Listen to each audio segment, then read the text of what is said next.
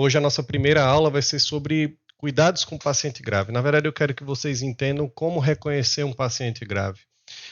Uma das coisas mais importantes para a vida médica de vocês é saber diferenciar, tratar e estratificar o paciente que merece uma maior atenção, né? Todos os pacientes eles merecem atenção, mas qual é aquele que merece uma atenção mais rápida, né? Mais imediata? Isso é o que eu quero que vocês saiam daqui entendendo hoje. E aí, para começar essa aula, a gente tem que entender o que é o paciente grave, qual é a condição mais grave que esse paciente vai ter, né, vai se apresentar, e a gente tem que saber tratar do mais grave para o menos grave. Então a gente tem que entender qual é a pior situação que a gente tem que saber tratar e a gente evitar que chegue nessa situação. Então o ideal é que a gente saia sabendo daqui como tratar um paciente, qual é a condição mais grave que um paciente pode chegar? Uma parada cardíaca, né? Então, a condição mais grave que a gente pode ter é uma parada cardíaca. Então, todo mundo tem que saber, hoje, na primeira aula, né, para a parte prática, como tratar uma parada cardíaca, como fazer a ressuscitação cardiopulmonar de forma efetiva, com base aí na última atualização da American Heart Association, certo? Então, a gente vai aprender o último guideline que teve da AHA, e depois entender o porquê que esse paciente chegou nesse momento, né, nessa condição. E o mais importante de tudo, talvez, é você identificar os primeiros sinais e sintomas clínicos para não deixar que o paciente chegue nesse momento. Mas, por vezes, você vai receber um plantão, o paciente já está grave, você vai receber um plantão na urgência, o paciente já está grave, você está lá no seu PSF, alguém grita dizendo que o paciente parou, você está no shopping e o paciente para no meio do shopping e você tem que socorrer esse paciente. Então a gente tem que, independente de saber reconhecer se o paciente é grave ou não, a gente tem que saber tratar e conduzir muito bem o paciente que tem uma parada cardíaca. Lembre-se que na condição de médico, por mais bem organizada que seja a estrutura que você for trabalhar, o seu hospital, sua UTI, você na posição de médica, você tem que conduzir a ressuscitação cardiopulmonar. Então, mais do que ninguém, em teoria, você tem que saber passo a passo o que fazer em cada situação de parada cardíaca. E toda parada cardíaca não é igual uma a outra, certo? Toda parada cardíaca ela tem uma característica própria. Então vamos entender o passo a passo da ressuscitação cardiopulmonar. Eu costumo dizer que toda ressuscitação cardiopulmonar ela tem 3 diagnósticos, e esses diagnósticos eles são feitos de forma extremamente rápida. Espera-se que muitas das vezes os 3 diagnósticos eles sejam feitos e tratados em até 2 minutos. Então você tem que ter isso muito medular, certo? Vocês têm que ter isso muito na cabeça, exatamente sabendo o que fazer em segundos para tratar de forma efetiva o paciente. A primeira coisa que todo mundo tem que saber, óbvio, é identificar se o paciente está ou não em parada cardíaca. Muitas vezes você vai ser chamado para assistir uma parada cardíaca que já foi identificada tal como. Então, às vezes, é um enfermeiro que chamou, o paciente está parado, chama um médico, um fisioterapeuta, ou alguém na rua chama por você, mas se você for, né, o paciente caiu no meio da rua, ou então você passou ali no leito da UTI e viu que o paciente estava com uma sistolia no monitor, enfim, pálido, você foi lá e foi identificar ou não a parada cardíaca, como é que você vai fazer essa identificação? Você vai checar o pulso central, certo? Ou na femoral ou na jugular, lembrar de checar esse pulso por pelo menos 10 a 12 segundos para você não se passar por uma bradicardia. Às vezes uma bradicardia mais importante você pode se passar. Com a ausência de pulso, né, ao mesmo tempo, você vai chamar por esse paciente, fulano, e vai ver se ele reage a alguma coisa ou não, e você vai ver se ele tem algum drive respiratório. Lembrando que drive respiratório não significa que qualquer drive, né, qualquer respiração sirva como um negacionismo para a parada cardíaca. Se o paciente estiver gaspeando, por exemplo, aquela respiração agônica, a gente já pode considerar que isso daí é uma parada respiratória também, tá? Ali pode ser quase que os últimos reflexos que ele está tendo antes de fato ter a parada cardíaca. E aí, se foi você que identificou essa parada cardíaca, você vai chamar ajuda, porque por mais herói que você queira ser, você não vai fazer tudo sozinho. Então você ou pode chamar ajuda ou pode ser chamado. A segunda coisa imediata que a gente vai fazer é começar as compressões cardíacas, né? Então, por mais besta que essa aula seja, eu faço questão de detalhar cada momento dessa aula, porque vocês têm que saber exatamente o que fazer diante da situação de parada cardíaca. A ressuscitação cardiopulmonar, ela é extremamente importante de ser detalhada para vocês terem de forma medular, repito, o que fazer no momento da parada cardíaca, porque vocês não podem falhar. A cada 2, 5, 10 minutos que passa, é muita lesão neuronal que acontece no paciente e a chance dele voltar com sequela é maior. Então, de preferência, as compressões cardíacas elas têm que ser muito bem efetivas, então elas têm que ter uma compressão de aproximadamente 5 centímetros, né, para baixo no tórax e ter um relaxamento do tórax dos mesmos 5 centímetros, tá, afunda e volta. Essas compressões elas têm que ser feitas na linha extremamente medial do peito, tá, entre os mamilos e aqui na parte central do externo. Vai contrair o coração, né, contra a espinha, né, a coluna dorsal, e esse coração contraindo, ele vai conseguir colocar o sangue para frente. Vale muito a pena ressaltar que essas compressões, elas têm uma determinada frequência, né, entre 100 e 120 batimentos por minuto. Aí tem as dicas das músicas, né, que podem seguir o ritmo. Tem vários aplicativos que fazem um compassozinho para vocês acompanharem. Então não tem desculpa para a gente fazer compressões pouco efetivas. E o mais importante de tudo também é que essas compressões elas devem ser extremamente evitadas de serem cessadas. Entre uma compressão e outra, a parte de checar pulso, a parte de checar ritmo, né, todas essas pausas, elas devem ser ou evitadas ou serem muito abreviadas, porque cada compressão que para, né, cada tempo que fica ali, às vezes demora muito para o sangue voltar a circular de forma efetiva com o retorno da compressão. Então, compressão cardíaca é a coisa mais efetiva que a gente pode fazer na ressuscitação cardiopulmonar e é o ato que a gente melhor deve fazer na ressuscitação cardiopulmonar. O resto é tudo figurante, vamos dizer assim.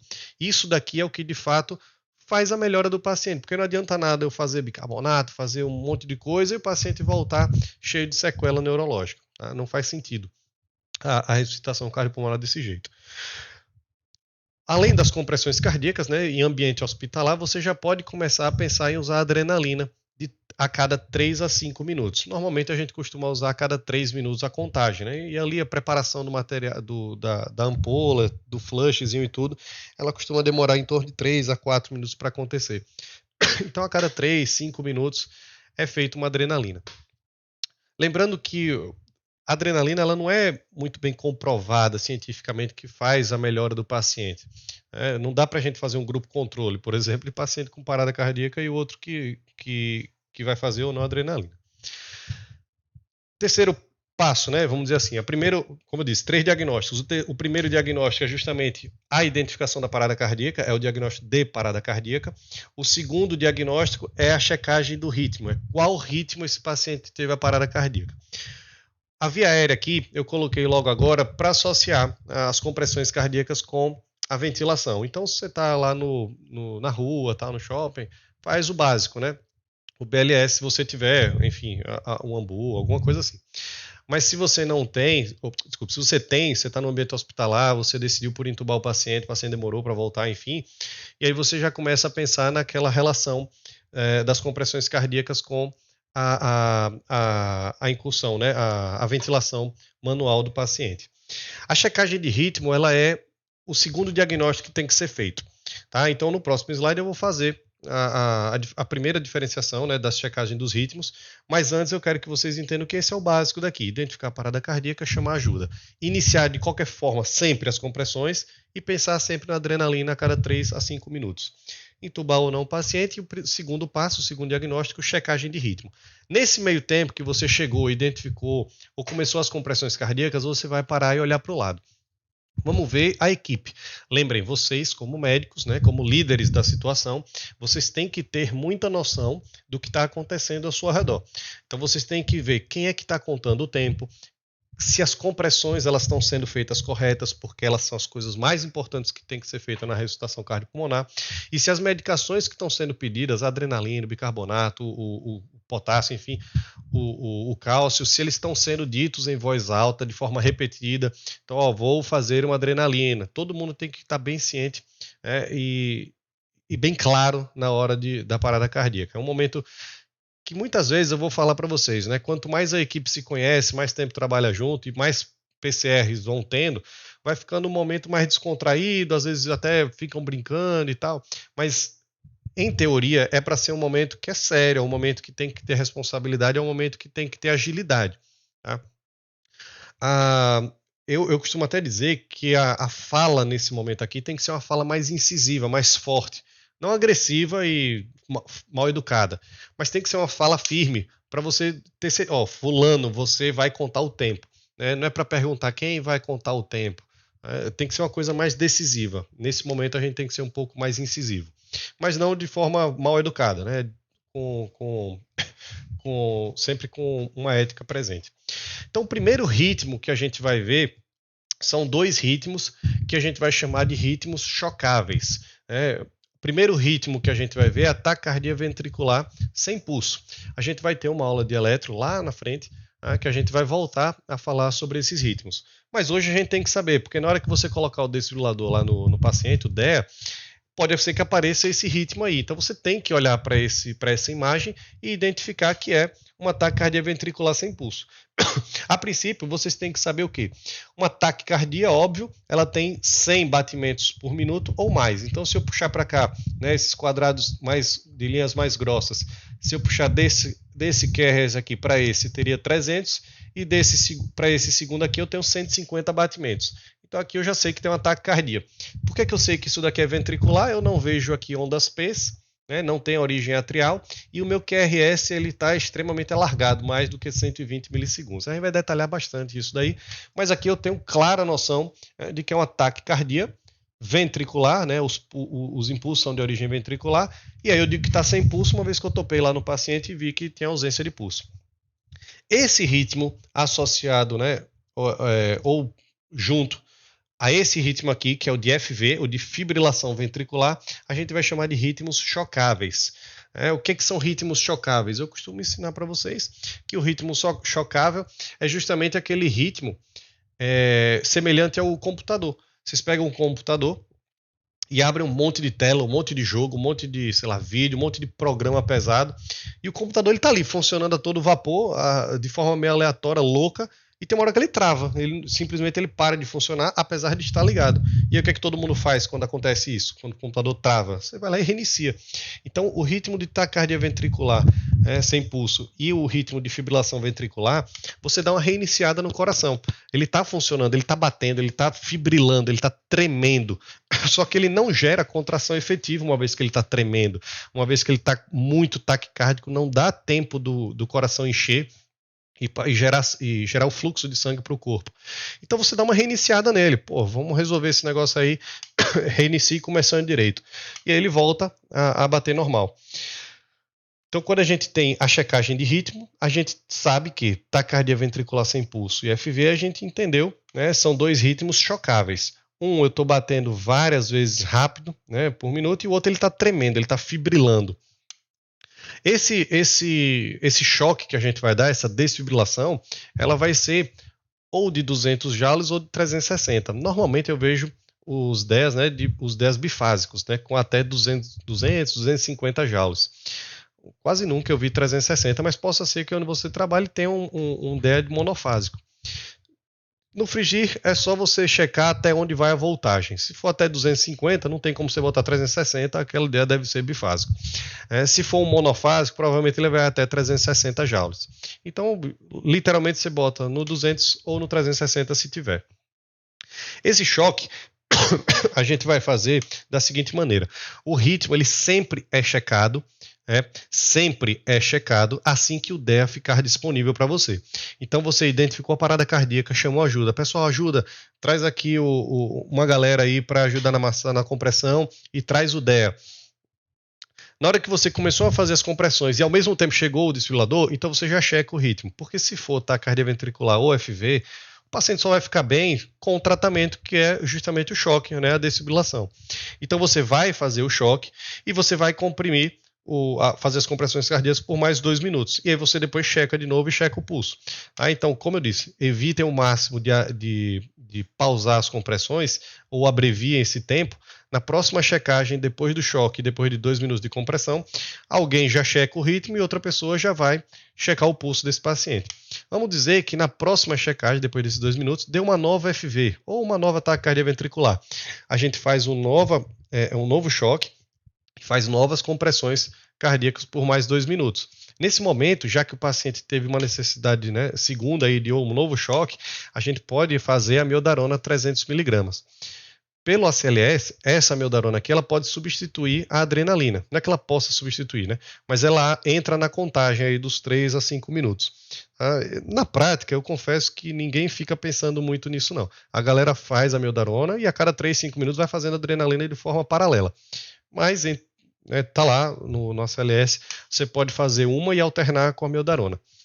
Não é à toa que, por exemplo, a amiodarona aqui, na hora que eu for fazer, vamos dizer que precisou chocar de novo, a próxima amiodarona vai ser de 150 mg, mas aqui eu já tenho mais 2 minutos. Então, em teoria, já vai passar um tempo aqui para ser feito a adrenalina, que, enfim, 3 a 4 minutos, não necessariamente vai bater de acordo com a amiodarona aqui, essa primeira. Então, no meio do caminho, você faz uma adrenalina e depois você vai fazer no próximo choque, depois do próximo choque, a amiodarona nova.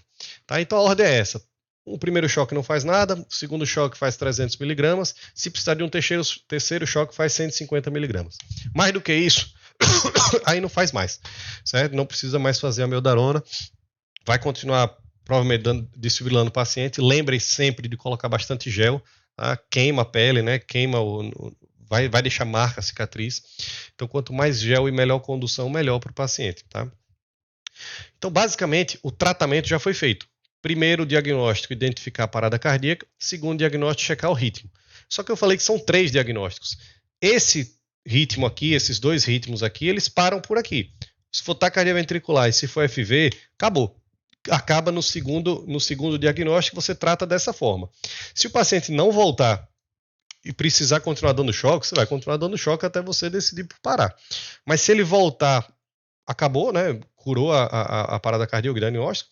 Mas se ele não voltar e mudar o ritmo para algum não chocável, aí você vai para o terceiro diagnóstico. Quais são os ritmos não chocáveis? Os ritmos não chocáveis, a gente tem AESP, atividade elétrica sem pulso. Isso quer dizer que é sempre questão de prova, é batata. Qualquer atividade elétrica que ocorrer em um ECG, que ocorrer no desfibrilador e não tiver pulso, a gente chama de atividade elétrica sem pulso.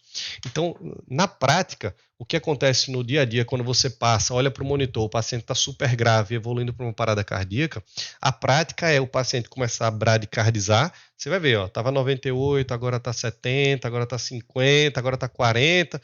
Daqui a pouco está 20 ali, você vai parar. Às vezes ele já está parado, né? Já está sem pulso.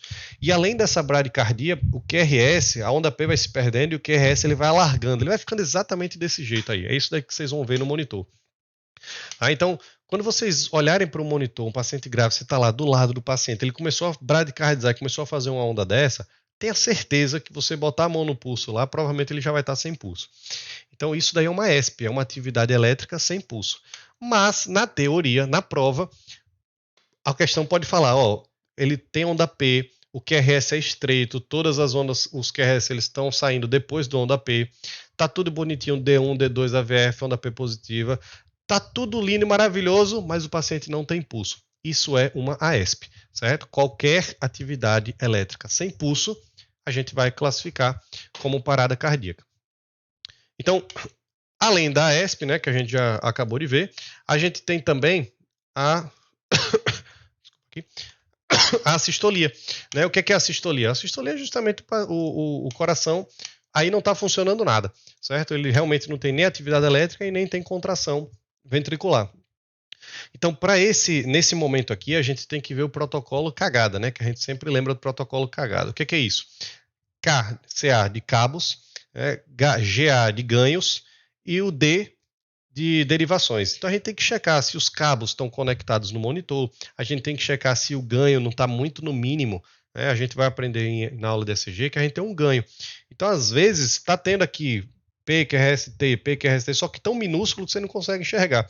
Essas ondinhas aqui pequenininhas, não sei se alguém consegue ver, às vezes até o movimento do tórax respirando, o ventilador, enfim. Mas pode ser que uma ondinha dessa pequenininha aqui seja, na verdade, um QRS normal e o ganho esteja muito baixo, certo? E derivações, se as derivações, né, no peito lá estão coladas, os eletrodos, está tudo certinho, bem colado. Esses dois ritmos aqui, eles fazem parte de um terceiro diagnóstico. Por que um terceiro diagnóstico? Porque esses dois ritmos, eles não servem, não adianta você ficar chocando esse paciente. Com a analogia lá do computador, esses ritmos aqui, o problema não é que está cheio de programa aberto, não é que está cheio de página aberta. Isso daqui é porque está faltando uma placa-mãe, a placa-mãe queimou, está faltando uma placa de memória, está faltando o cabo da fonte, tá? Então o problema é outro. Não adianta você ficar apertando o botão de reiniciar. Nesse caso aqui, o botão de reiniciar não vai fazer nada, porque o problema você tem que resolver à parte. Então a gente tem que ir para o terceiro diagnóstico. Então o primeiro diagnóstico é a identificação da parada cardíaca, o segundo diagnóstico é a checagem do ritmo. Se for FV e TV sem pulso, a gente para ali, porque vai fazer o tratamento com a desfibrilação. Se for a ESP ou se for a sistolia, a gente vai para o terceiro diagnóstico, que é justamente aqueles 5Hs e os 5Ts. Os famosos 5Hs e 5Ts. E aqui é onde eu paro e converso um pouco mais com vocês.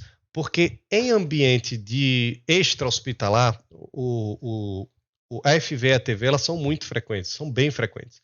Mas em ambiente intra-hospitalar e mais ainda na UTI, a prática mostra que isso daqui é o que prevalece. Tá? Então, isso daqui é muito importante para vocês serem maliciosos.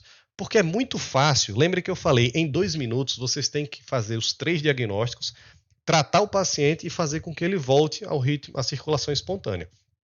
Então, isso tudo, essa aula toda aqui, ela vai se resumir em 2 minutos da sua vida, né, do seu plantão lá. Então, essa parte aqui é onde vocês têm que ter a destreza de pensar extremamente rápido. Porque identificar uma parada cardíaca, beleza, é tranquilo. Fulano, bota a mão no pulso, não sinto nada, tá pronto, parada cardíaca, chama ajuda, desfibrilador. Checou o ritmo, FV-TV, pronto, 200 joules, afasta, aquela cena maravilhosa, choca, resolveu.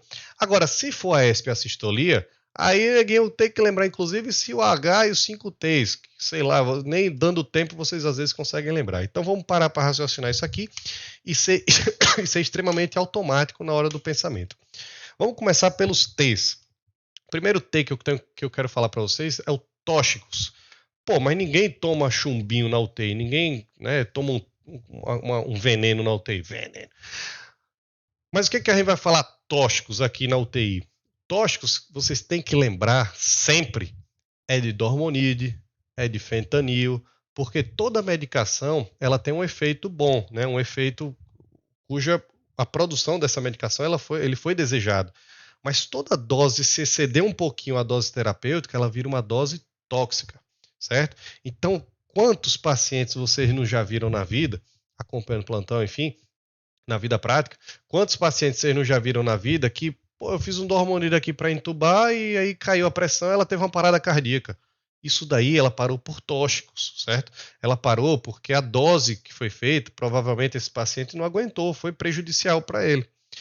Então, tóxicos aqui, a gente tem que pensar que pode acontecer uma injeção de café na veia, vaselina, como já aconteceu na vida. Mas o habitual é o paciente parar por AESP ou assistolia depois de uma medicação cuja dose foi excessiva demais. E aí ou você faz antídotos para essas medicações, ou você faz soro, enfim, o que for. Pessoal, veja, meu microfone às vezes ele trava um pouco, certo? Café. Se travar, vocês avisam. Se apagar. Tá? Então, já teve casos, inclusive, que isso é importante vocês saberem também, que às vezes a pessoa, a pessoa nem quer fazer muita coisa, tal. Mas, por exemplo, vamos desligar o Precedex do leito 1. Aí, beleza, desligou o Precedex. O que é que a pessoa às vezes faz? Desliga a bomba do Precedex e às vezes desconecta o equipo da veia do paciente, né, do catéterzinho. Só que às vezes a pessoa não lava o catéter. E aí, ó a desgraça que acontece. Tem, sei lá, dipirona de horário. Aí vai lá na veia, né, no catéter que estava o Precedex e faz um flush de dipirona, por exemplo. Só que esse catéterzinho que não foi lavado, não foi tirado, aspirado o Precedex, o catéter está cheio de Precedex. E na hora que faz uma dipirona, faz um buscopan, faz qualquer coisa, vai bolos de Precedex para o paciente. Aí tem medicação que a gente não pode fazer bolos, né? que dá efeito hemodinâmico muito forte. Então, repare que até nisso pode ter uma parada cardíaca por tóxicos. E eu já vi acontecer. Então, tóxicos a gente tem que lembrar disso, certo? Pô, eu fiz uma sedação aqui, o paciente evoluiu com bradicardia, hipotensão, pode ser o que? Acidose? Não, pô, tem que pensar na medicação. Próximo item T que a gente tem aqui é tamponamento cardíaco. Aí, realmente, esse daqui eu quase nunca vi ninguém parar por tamponamento cardíaco. Vale muito ressaltar que acontece principalmente nas urgências, né? Paciente politrauma, teve um trauma torácico, enfim, às vezes lesa lá, o pericárdio sangra, enfim, pode ter um tamponamento cardíaco. A outra situação é pós-operatório cirurgia cardíaca, né? Principalmente que abre o mediastino, tal, o pericárdio, sangra bastante, deixa lá o dreno, às vezes esse dreno obstrui, faz um... Pronto, peguei o momento. Voltei. Às vezes esse dreno obstrui. E esse dreno obstruindo, o sangue não drena e começa a acumular no pericárdio. E esse pericárdio cheio de sangue começa a fazer, pode gerar repercussão hemodinâmica com tamponamento cardíaco. E a outra situação, que é até mais rara, pode ser uma uremia muito grave, por exemplo, que faça distúrbio de coagulação e o paciente começa a sangrar, inclusive dentro do pericárdio. Tá? Então, essas 3 situações aí são as que talvez gerem mais tamponamento cardíaco, mas, repito, raro de acontecer no dia a dia, a não ser que você trabalhe especificamente com alguma coisa dessa. O próximo T, os próximos 2 T's, é o trombo cardíaco, né, o infarto, e o TEP. Aqui eu já acho meio... Eu sempre falo para os alunos que se for isso daí, talvez você nunca vá saber. É aquele paciente que parou, você ressuscitou, fez de tudo e o cara nunca voltou. Porque, veja, um paciente parar por infarto ou por TEP, se você não tiver alguma coisa muito forte dizendo que é isso, você provavelmente não vai tratar de forma efetiva. Você não vai fazer uma trombólise no paciente que, pô, eu acho que é TEP, vou fazer uma trombólise aqui. Você nunca vai fazer isso, provavelmente. Você tem que ter uma coisa muito bem elaborada na cabeça. Pô, esse paciente aqui ele já tinha uma TVP diagnosticada, ele evoluiu rápido, né? Ele teve um PO2 2 da tarde de 300 e agora está com 50. Então, isso daqui, se não for... Eu passei o ultrassom aqui um POCUS aqui no paciente, fiz ultrassom no coração dele e vi que o ventrículo direito dele estava super dilatado, prejudicado. Então, se você não tiver uma coisa extremamente guiada para dizer que é TEP, você raramente vai tratar um paciente durante a parada cardíaca para TEP. Tá? E trombo cardíaco é a mesma coisa. É muito difícil você diagnosticar e fazer uma intervenção para o trombo cardíaco, né, para o infarto. Mas muito frequentemente acontece o quê? Pacientes que fazem diálise, eles podem ter parada cardíaca por infarto, e é uma catástrofe, né? Porque o paciente com diálise, ele já é aquele paciente bem prejudicado da vida, hipertenso, diabético, com rim, né, precisando de hemodiálise. Então ele é um paciente muito debilitado.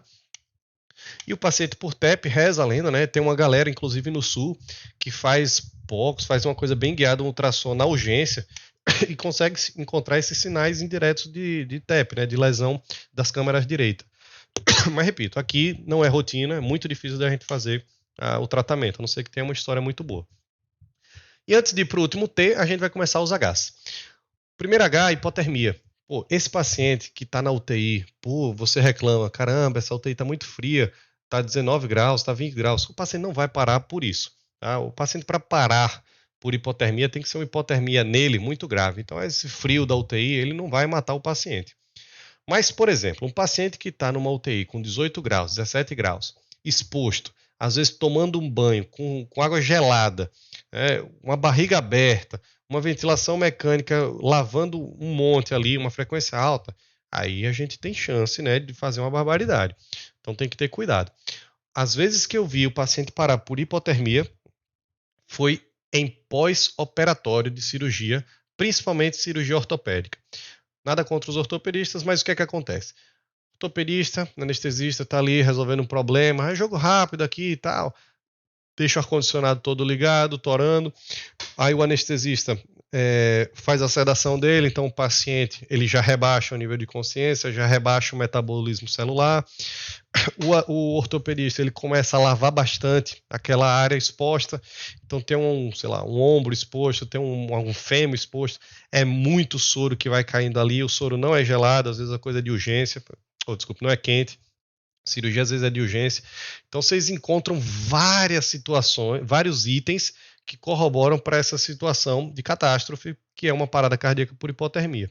Então o paciente às vezes vem até para UTI mesmo, já extremamente hipotérmico. Então 30 graus, 28 graus, né, de temperatura, e chega a ser uma manta térmica, chega a ser uma cobertura adequada ali para a temperatura. E aí, às vezes ele para realmente por hipotermia. Não tem na aula de ECG, mas a gente tem as ondas de Osborn, as ondas J, né, os entalhes de J de Osborn, que é justamente uma característica de uma pré-parada cardíaca por hipotermia. O paciente apresenta um ECG, uma monitorização com bradicardia e com um entalhezinho logo depois do QRS, as ondas J de Osborn. Não é tão comum não, mas já vi acontecer, tá? E aí juntando, né, os dois, hipovolemia, o outro H, e o pneumotórax, a tensão pulmonar, né? Então, para a gente fechar o T, eu trouxe hipovolemia e tensão pulmonar. Por que eu trouxe os dois juntos? Esses dois aqui, eles já acontecem com uma certa, eu não vou dizer aqui uma certa frequência, mas acontece com uma frequência muito característica. Né? Ao contrário de tóxicos, que é uma coisa bem eventual, você sabe que foi por causa do hormonide, sabe que foi por causa do fentanil. Tamponamento cardíaco é coisa muito rara. Trombo e TEP, infarto e TEP, você talvez nunca vá fazer de fato um diagnóstico. Hipotermia, muito estranho, mas um contexto clínico bem característico. Esses dois aqui, ele acontece na sua cara. E é uma coisa que acontece na sua cara ao longo do seu plantão. Então, o paciente hipovolêmico é o quê? É aquele desidratado, é aquele vozinho que não estava bebendo água e teve uma diarreia, é aquele vozinho que não estava bebendo muita água e teve um monte de vômito, desidratou bastante. Ou é o caso, né, que é uma hemorragia, seja ela traumática ou não. É uma hemorragia digestiva baixa, uma hemorragia digestiva alta, é um sangramento difuso por alguma cirurgia que complicou, ou um trauma que teve. E o pneumotórax acontece principalmente ou por lesões, né, externas, na verdade quase sempre por lesões externas, é muito raro o pneumotórax espontâneo acontecer a ponto de prejudicar tanto, mas principalmente eu quis dizer lesões externas traumáticas de fato, um tiro, uma facada, enfim, ou mesmo acidentes de punção, coisas mais intra-hospitalar. Mas por que eu vou ter os dois juntos? Porque os dois, eles não matam, eles não fazem uma parada cardíaca tão rápido, tão breve. Né? Você tem tempo. O paciente ele começa a dar os primeiros sinais no início do plantão e ele só vai parar ou de noite ou amanhã. Né? Ou talvez, se for mais debilitado, no final do seu plantão. Mas ele dá tempo para você pensar, dá tempo para você olhar o paciente e dizer, rapaz, tem uma coisa errada nesse paciente aqui. O interno passou aqui e fez um central nesse paciente e ele, depois disso ele começou a evoluir mal. Então dá tempo de você raciocinar um pouco. E quais são esses sinais e sintomas? O paciente ele começa a apresentar taquicardia, o paciente ele começa ele começa a apresentar uma má resposta as catecolaminas. Então você coloca noradrenalina, às vezes não adianta muita coisa, porque falta volemia, ou então o choque é obstrutivo, é um pneumotórax, não adianta você, o próprio corpo já está fazendo vasoconstrição. É resposta disso. A gente vai ter uma aula de choque, a gente vai entender muito bem como isso funciona.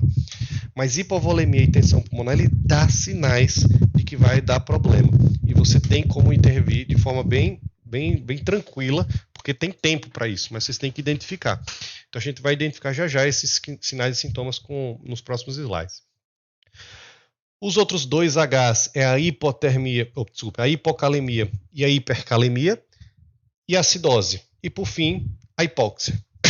Então esses últimos três aí, eu vou falar, aí eles são a chave da aula.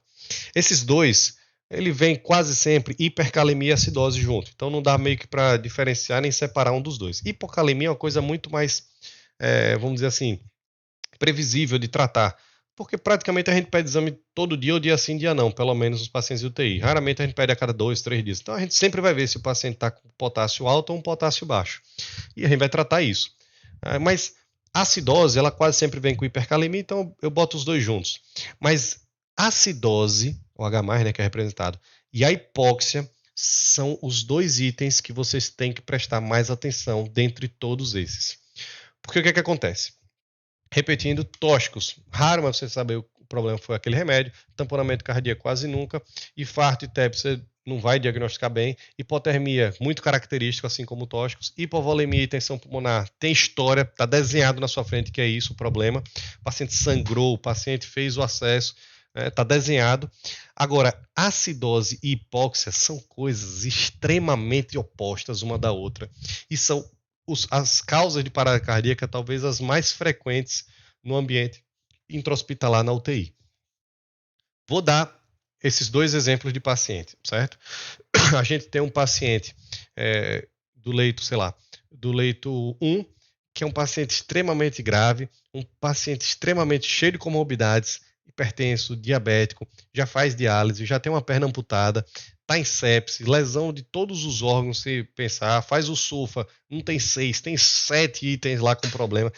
Então, assim, é aquele paciente que você olha e diz assim, caramba, não tem mais o que fazer por esse cara, fim de carreira esse cara. Não dá mais.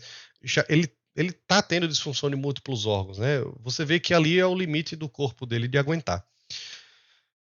Já o paciente com hipóxia é aquele outro paciente do leito 2 que está ali, quieto na dele, já fez seu tratamento para o AVC, ficou com sequela, colocou um traqueóstomozinho, tá tranquilo na dele, tem uns catarros de vez em quando, porque fez uma PAV, mas, pô, tá abrindo até o olho e chegou a interagir com a família na última visita. Tranquilo, sem nora, sem nada. O outro paciente pipinando, nora em 30, 40 melhora. Os dois pacientes param. Você olha para o leito 1 e você fala assim, ó a cena. Você olha para o leito 1 e fala assim, pô, esse paciente aí, ele, coitado, né? Ele não morreu, ele descansou. Você às vezes não vou nem fazer a ressuscitação, porque não é uma coisa inesperada. Né? A parada cardíaca aqui foi totalmente esperado, já não tem mais o que fazer por esse paciente. A dose de noradrenalina estava extremamente alta, ele já tem insuficiência em múltiplos órgãos, a família já está ciente. Na última visita, falou que só está esperando a hora, que sabe que vai acontecer. Tá tudo tranquilo. O leito 2 para. Cara, o leito 2 parou por quê? O que é que aconteceu nesse paciente aqui? Eu acabei de falar com a família, disse que ele estava ótimo, que a alta dele vai ser amanhã. Ele interagiu, chega, deu uma piscada e mandou um beijo pro familiar, e agora ele tem uma parada cardíaca. Olhe como os contextos são extremamente diferentes. O tratamento é extremamente diferente. No paciente do leito 1, você vai violento, com sangue no olho, cheio de bicarbonato já na ampola para fazer, porque você sabe que ele está parando por acidose. Essa disfunção de múltiplos órgãos, esse distúrbio todo no organismo, ele gera muita acidose. E o paciente do leito 2, você vai violento, com sangue no olho, já com um traqueóstomo novo e puxando esse traqueóstomo que deu problema. Porque a causa de parada cardíaca nesses pacientes, principalmente esses pacientes que eu citei mesmo, os pacientes neurológicos, os pacientes mais lentificados, os coitados eles não conseguem nem mostrar que está tendo uma hipóxia. Porque se você falta ar, se você tem uma dificuldade de respirar, você se bate no leito, você começa a ficar nervoso. Esses coitados, às vezes, eles têm uma limitação, eles têm uma sequela grave. Eles só ficam roxos e param, do nada, por hipóxia. Acabou, parou, e às vezes ninguém nem viu direito, ou então o monitor apitou, você achou que estava saindo do dedo ali o oxímetro. Tem que ter muito cuidado nisso. E são pacientes completamente opostos. O contexto é oposto, a familiar está esperando uma coisa completamente diferente. Você fica muito assim, ok, esse daqui parou, morreu, fiz de tudo, mas não consegui. O outro você fica, caralho, por que esse paciente parou? Que merda que aconteceu aqui e tal? Não era para esse paciente parar. Você fica triste por isso, né? Ele volta às vezes mais sequelado.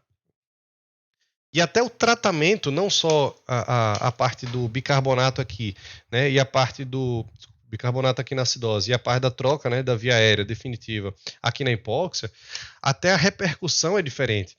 Porque durante o tratamento, esse paciente com acidose, ele está estragado, né? O paciente vai demorar 15 minutos, 20 minutos de parada cardíaca, e daqui a uns 10 minutos ele vai parar de novo. O corpo dele você só tirou, mas o corpo dele falhou ali, já era, não tem o que resolver. Esse paciente de hipóxia aqui, você resolveu o problema, em 2 minutos esse paciente volta, porque você deu oxigênio para ele, que era o que faltava. As células do coração, eles reoxigenaram, voltou a funcionar, já era. Então, são contextos extremamente diferentes e são contextos extremamente frequentes na UTI. Repito, os outros não são tão frequentes. Esses dois são os que mais pesam quando a gente fala em parada cardíaca dentro de uma UTI. Então, ao ver um paciente, você tem que saber, pô, se esse paciente parar, independente do momento, a causa vai ser, por exemplo, acidose. Pronto, eu já sei que se parar, eu vou vir com bicarbonato no bolso. Se esse paciente parar, pô, esse paciente aqui, o interno acabou de fazer o acesso. Se esse paciente começar a dar merda e parar, a causa vai ser pneumotórax. Já vou checar até o raio-x que eu já estou nervoso. Se esse paciente parar, pô, a causa vai ser hipovolemia. O cara está sangrando por hemorragia digestiva baixa. Já tem 3 dias que ele faz melena. O HB dele caiu da última vez. Mas tem que saber. Vocês têm que chegar de forma. Não é empírica. Isso daqui, como eu disse, é o terceiro diagnóstico. Esses 5Hs e 5Ts é o terceiro diagnóstico. Vocês vão ver na vida de vocês. Eu espero que vocês não façam, mas é provável de fazer até. É bicarbonato para todo mundo. Pô. O paciente tem acidose metabólica, é específico o problema dele. Você vai fazer o bicarbonato para ele. Você vai fazer bicarbonato para o paciente que tem pneumotórax, para o paciente que tem volemia. Volemia você não vai resolver com bicarbonato, vai resolver com volume, com sangue, certo? Então, vocês têm que tratar o paciente de acordo com o diagnóstico, com esse terceiro diagnóstico que vocês fizeram. E cada um deles tem uma coisa específica, tem um tratamento específico, tá? De forma geral, às vezes o paciente está muito grave porque realmente parou, ficou um tempo ali, a ventilação não foi boa, a compressão não foi efetiva, e aí quando ele voltou com 6,8 de pH, mas ele voltou com 6,8 de pH por causa de um PCO2 extremamente estourado, não foi por causa de uma acidose necessariamente. Tá? Mas, de forma geral, esses são os 5Hs e os 5Ts. Espero que vocês lembrem de todos eles e espero que vocês, ao olharem para um paciente, vocês identifiquem já previamente dele ter uma complicação qualquer, dele ter um ataque cardíaco qualquer, desse jeito. Se esse paciente parar no meu plantão, eu já vou vir preparado desse jeito, porque com certeza ele vai parar por causa disso. Tá? Então é assim que a gente tem que encarar os pacientes de UTI sempre. Tá? 3 diagnósticos em relação à parada cardíaca. Mas, como eu falei para vocês acabaram de ver isso daqui, os 5Hs e 5Ts, a gente vai ver que o paciente ele não é grave, ele não... Pô, eu até perguntei essa semana, foi, e alguém fala assim, pô, o paciente é muito grave quando ele está em iminência de morte. Às vezes o paciente grave, ele está muito grave, não é na iminência de morte, não é na parada cardíaca, é antes disso. E antes de uma parada cardíaca, a gente vem para o choque.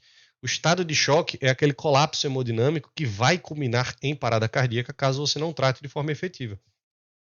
E aí a fisiopatologia, a gente vai ter uma aula de choque, né? A terceira? Quarta aula, nossa quarta aula é sobre choque. Então a gente tem todo esse slide, tudo certinho na aula de choque, eu vou passar bem breve aqui. Mas a gente lembra da fisiologia do choque, né? Eu costumo falar que aqui é o delivery, né? A entrega de oxigênio, ela depende da concentração arterial de oxigênio e do nosso débito cardíaco. Então, se qualquer coisa alterasse, qualquer enfermidade, doença, patologia, alterar essa fórmula aqui, leva a um prejuízo no delivery do oxigênio. Então, o que é o conteúdo arterial de O2?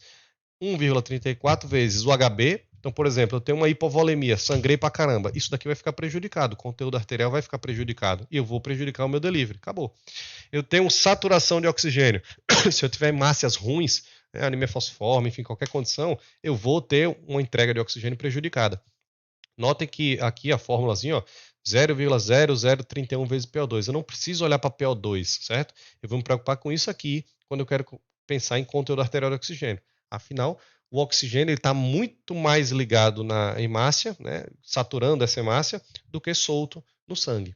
E aqui na minha parte de débito cardíaco, eu tenho uma fórmula que débito cardíaco é volume sistólico vezes frequência cardíaca.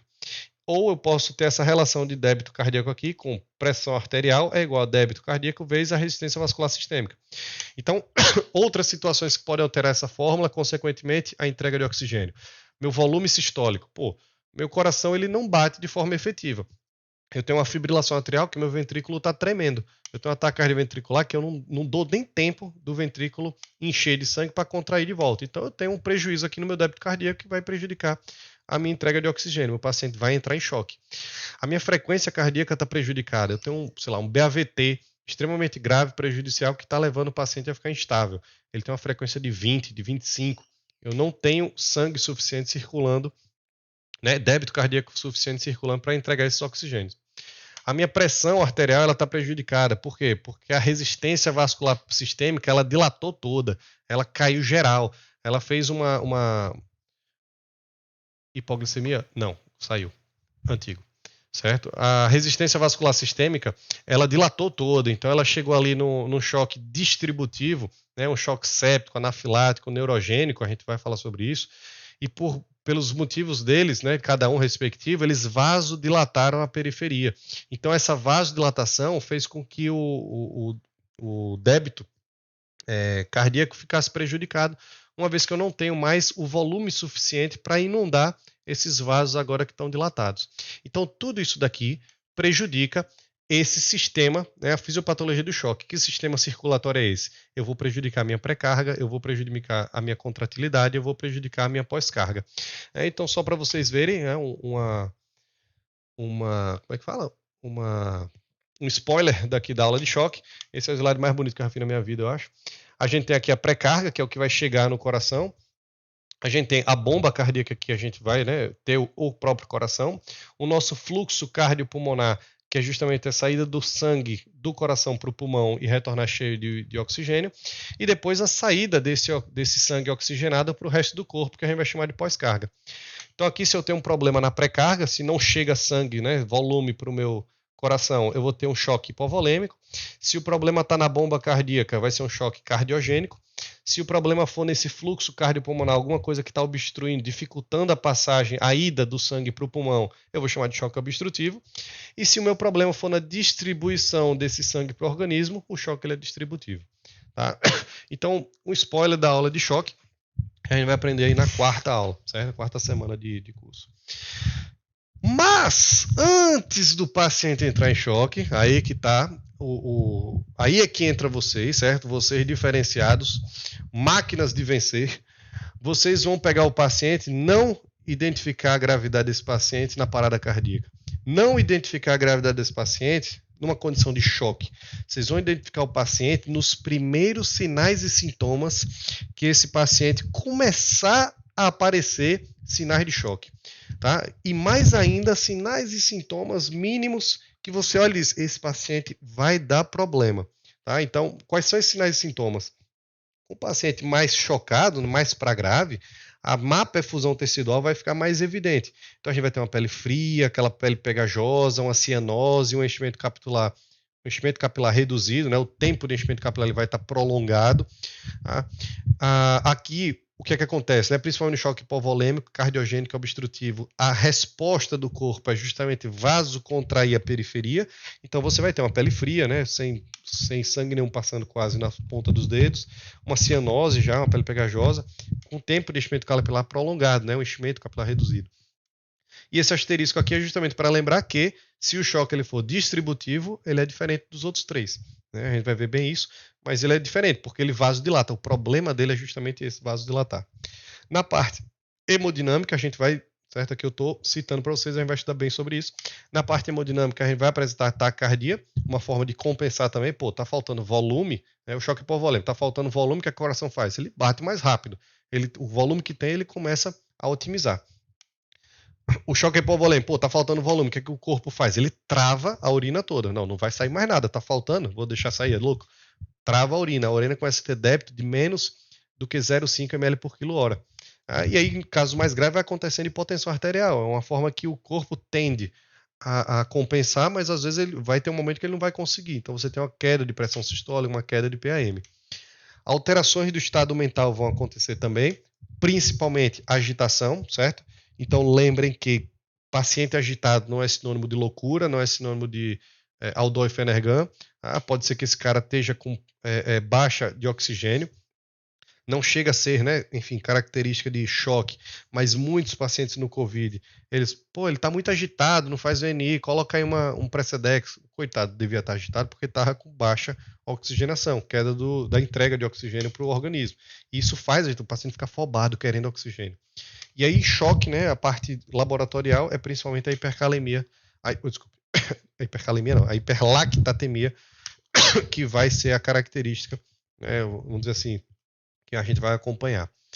O tratamento geral desses pacientes, né, a gente vai considerar esse paciente VIP, que a gente vai falar também na aula de choque, V de ventilação, oxigenação, intubação se necessário, e de infusão de fluidos, mas eu gosto de falar de intervenções imediatas, ou seja, de acordo com a necessidade e responsividade de cada um, mas definindo sempre os objetivos e limites individuais, ou seja, o choque é cardiogênico, ou então o choque é obstrutivo, tem um pneumotórax. Adianta fazer fluido nesse paciente? Eu vou botar 30 ml no paciente que tem pneumotórax?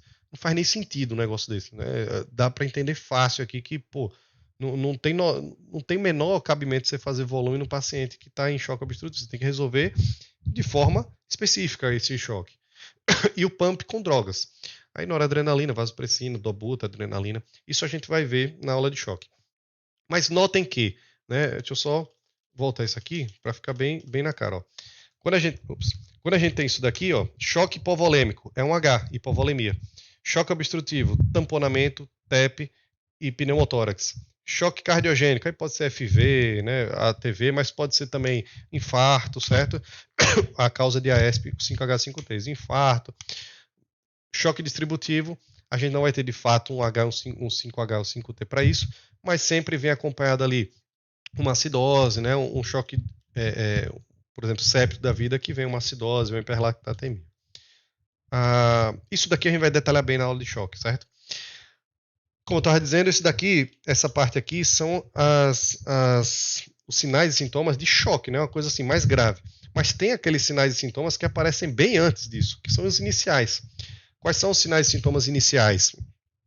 Que aí é o que vocês têm que... Pô, isso daqui tem que ter na cabeça. Isso daqui é o que faz vocês, daqui a 5 anos de formado, terem o feeling de dizer, esse paciente está grave. De olhar para o lado e dizer assim, aquele paciente vai morrer, aquele paciente vai dar merda. É esse paciente que eu tenho que prestar atenção agora, certo? Isso daqui é o que faz vocês terem esse feeling de reconhecer o paciente grave. Pô, mas eu não tenho nada, eu não sei aqui, eu nunca vi um paciente grave, não tenho costume, não tenho